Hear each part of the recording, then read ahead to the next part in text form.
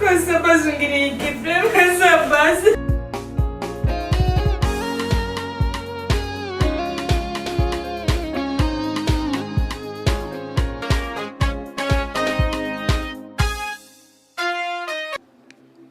Ndabaramukije nkuko mubibona ndi kumwe na Shadia umukobwa umwe mu bakobwa benshi kino gihe bakangutse.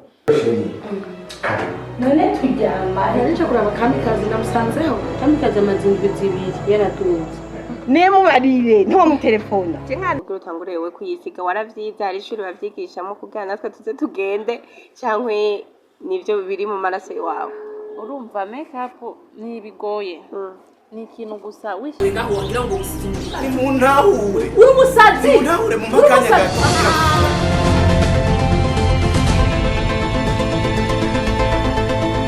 Nego umukenyezi avyifatamo neza nawe subundi ni Kamikazi Sandrine tugiye kuraba ku ma platform yiwe yose naho adaposta cyane turabona yuko ariwe afata inimero 1 kubera yamaze igihe kirekire yandikisha izina ahiga ico yoha abafanzi biwe no musi naho hateba kwerekana ibikorwa vyiwe ni kubera abashaka ko biza bifise akanovera ku bafanzi biwe.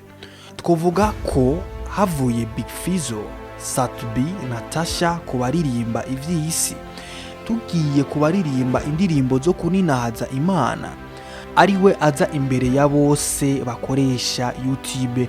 Turavye na YouTube yiwe aba subscribe biwe afise ibihumbi 42 n'amajana 8 barengako.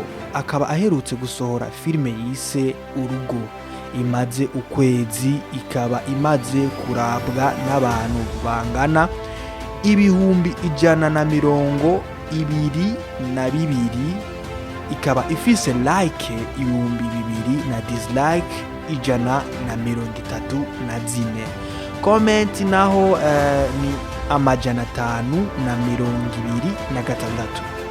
Kuvuga yuko kubaririmba indirimbo zo kuninaza Imana ariwe aza imbere.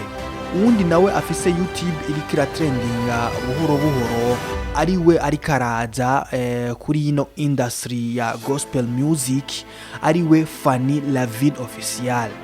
We akoresha amareresi ariko niyifuje gushira ahabona subscribers ziwe, ariko uravye YouTube yiwe ukabona ko vyifashe neza. Ndabona ivyo ngiye kubabwira amabanga mutari muzi kuri bano baririmbyi ba gospel, ibintu vyinshi bigiye kubatangaza mutari muzi kuri bano baririmbyi.